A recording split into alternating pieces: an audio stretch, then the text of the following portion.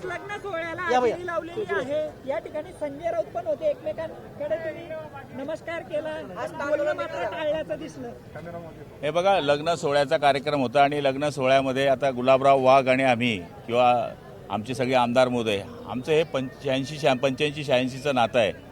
त्यामुळे आपल्या महाराष्ट्रामध्ये किंवा आपल्या खानदेशमध्ये ही संस्कृती आहे की पक्षविरहित काही संबंध असतात आणि त्या लग्न सोहळ्याला आम्ही उपस्थित राहिलो. पक्षाचे नेते म्हणून ते उपस्थित राहिलेत. त्यांनी नमस्कार केला, आपण नमस्कार केला. शेवटी मग लग्न सोहळ्यामध्ये दुसरा काही विषय होत नाही.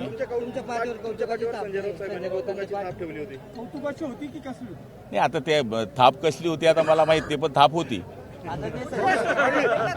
संजय राऊत साहेबांचा उल्लेख केला भाषणामध्ये. अरे बघा, आता ते नेते आहे आणि इथे काय आपण इलेक्शनच्या कॅम्पेनमध्ये नाही आलो आहे. इथे आपण त्याचा सन्मान ठेवला पाहिजे. चुनाव आयोगा जेव्हा निवडणूक येईल त्यावेळेस आपला माल आपला असतो.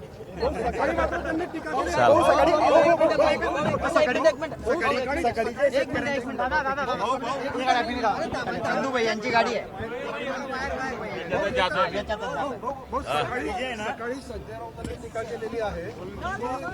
असंवेदनशील आहे आणि लवकरच भाजपकडे गेलेले दिसाल शिंदे गट आणि अजितदादाकडे. 3 आमदार भाजपकडून लढतील असं देखील म्हटलंय. नाही, आडा ते कोणती नावं सांगितली, काय सांगितली याला घेणदेणं नाही. पण कसं आहे, माणूस ज्यावेळेस अपसेट होतो त्यावेळेस ह्या गोष्टी चाळत असतो. आता त्यांची तब्येत बरी नाही आहे, त्यामुळे मी जास्त त्यांच्यावर टीका करणं सध्या बंद केलेलं आहे. त्यामुळे हे आमदार फुटणार आहे, ते आमदार फुटणार आहे. जवळचे जाऊ दिले तेव्हा तुम्ही लक्ष दिलं असतं तर हे दिवस आले नसते. ह्या माणसाचं बोलणं म्हणजे एखाद्या वेळेस उभाटाना फुटे, काही सांगता येत नाही. हे बघा, याच्यापूर्वीच आपण पंचनाम्याचे आदेश दिलेले. आता पहिल्यासारखं राहिलं नाही. गुगल सिस्टीम आहे. तलाट्याला आदेश दिले का 1 मिनिटामध्ये आपल्याला या गोष्टी कळतात. आणि कलेक्टरपासून तहसीलदारपासून जिथे जिथे नुकसान झालं आहे तिथे पंचनामे सुरू आहेत. आणि सगळ्या शेतकऱ्यांना मागच्या काळापासून केळीचं असेल आतापर्यंतचे असे सगळे विमा आम्ही देण्याचा प्रयत्न केलेला आहे. राऊतांना काय माहिती, मुंबईची बिल्डिंग बांधणाऱ्या माणसाला केळं कुठं लागतं कुठं माहिती आहे.